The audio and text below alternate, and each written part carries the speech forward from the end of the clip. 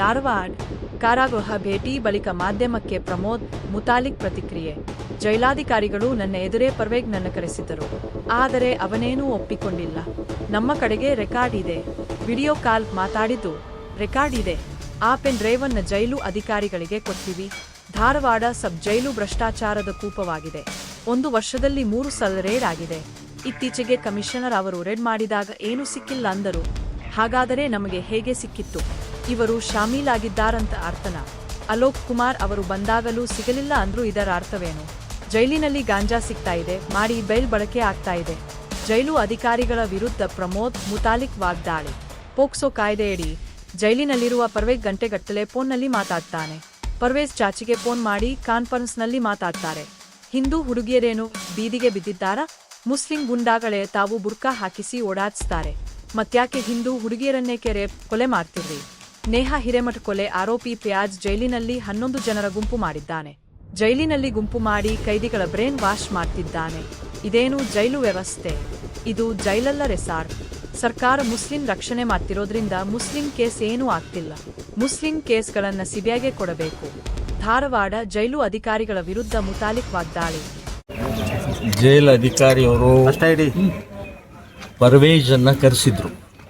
ನನ್ನ ಮುಂದನೇ ಅವನ್ನ ಕೇಳಿದರು. ಅವನೇನು ಒಪ್ಕೊಂಡಿಲ್ಲ.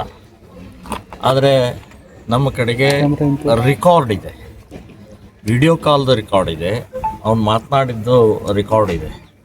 ಅದನ್ನು ಪೆನ್ಡ್ರೈವನ್ನು ನಮ್ಮ ಜೈಲು ಅಧಿಕಾರಿಗಳಿಗೆ ಮತ್ತು ಸಂಬಂಧಪಟ್ಟವರಿಗೆ ನಾವು ಕೊಡ್ತೀವಿ. 100ಕ್ಕೆ 100 ಹೇಳ್ತೀನಿ, ಧಾರವಾಡ ಸಬ್ ಜೈಲು ಭ್ರಷ್ಟಾಚಾರದ ಕೂಪಾಗಿದೆ. ಮೂರು ಸಲ ರೈಡ್ ಆಗಿದೆ. 1 ವರ್ಷದೊಳಗೆ 3 ಸಲ ರೈಡ್ ಆಗಿದೆ. ಇತ್ತೀಚೆಗೆ 1 ತಿಂಗಳು 2 ತಿಂಗಳಾಯಿತು, ಪೊಲೀಸ್ ಕಮಿಷನರ್ ಅವರು ಬಂದು 100 ಜನರನ್ನ ನಾವು ಕರ್ಕೊಂಡು ಒಳಗಡೆ ಹೋಗಿ ಸಡನ್ನಾಗಿ ಅಟ್ಯಾಕ್ ಮಾಡಿ ಎಲ್ಲ ಕಡೆ ತಪಾಸಣೆ ಮಾಡಿದ್ದೀವಿ, ಏನೂ ಸಿಕ್ಕಿಲ್ಲ ಅಂತ ಹೇಳ್ತಾರೆ. ಹಾಗಾದರೆ ನಮಗೆ ಹೆಂಗೆ ಸಿಕ್ತು? ಅಂದರೆ ಅವರು ಕೂಡ ಶಾಮೀಲಾಗಿದ್ದಾರಂತನಾ? ಏನದರ ಅರ್ಥ? ಇವತ್ತು ಜೈಲು ಸುಧಾರಣಾ ಅಧಿಕಾರಿ ರಾಜ್ಯದ ಇವರು ಅಲೋಕ್ ಕುಮಾರ್ ಅವರು ಬಂದು ಹೋದರು ಅಂತ ಹೇಳ್ತಾರೆ. ಅವರು ಅತ್ಯಂತ ಸ್ಟ್ರಿಕ್ಟ್ ಆಫೀಸರ್ ಅವರು. ಸೊ ಅವರು ಬಂದು ಹೋದಾಗ ಕೂಡ ಏನೂ ಸಿಗಲಿಲ್ಲ ಅಂತ ಹೇಳ್ತಾರೆ. ಹಾಗಾದರೆ ಏನು ಅರ್ಥ ಇದು? ಯಾಕೆ ಹಾಗಾದರೆ ಒಳಗಡೆಗೆ ಡ್ರಗ್ಗು, ಸಿಗರೇಟು, ವೈನು ಸಿಗ್ತಾ ಇದೆ, ಗಾಂಜಾ ಸಿಗ್ತಾ ಇದೆ, ಮೊಬೈಲ್ಗಳಂತೂ ಪ್ರಶ್ನೆನೇ ಇಲ್ಲ. ಹೀಗೆ ವಿಪರೀತ ಎಲ್ಲ ಅವ್ಯವಹಾರಗಳ ನಡೀತಾ ಇರುವಂಥ ಸಂದರ್ಭದಲ್ಲಿ ಇದು ಏನು ನಡೀತಾ ಇದೆ? ನಾನು ಹೇಳೋದು, ಇದು ಬಾಗಿಲ ಹಾಕೋದೇ ಬೇಡ, ತೆಗೆದುಬಿಡ್ರಿ.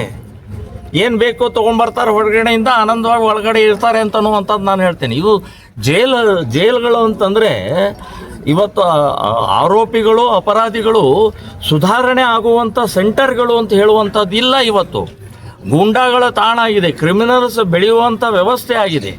ಇವತ್ತು ಧಮಕಿಗಳು ಹೊರಗಡೆ ಧಮಕಿ ಕೊಡ್ತಾ ಇದ್ದಾರೆ. ಒಬ್ಬ ಪರ್ವೇಜ್ ಅನ್ನುವಂಥ ಪೋಕ್ಸೋ ಕೇಸ್ನಲ್ಲಿ 16 ವಯಸ್ಸಿನ ಒಬ್ಬ ಹಿಂದೂ ಹುಡುಗಿನ ಆ ಹುಡುಗಿ ರೇಪ್ ಮಾಡಿ ಇವತ್ತು ಒಳಗಡೆ ಇದ್ದಾನವನು. ಅವನೇ ಫೋನ್ನಲ್ಲಿ ಗಂಟೆಗಟ್ಟಲೆ ಮಾತಾಡ್ತಾನವನು.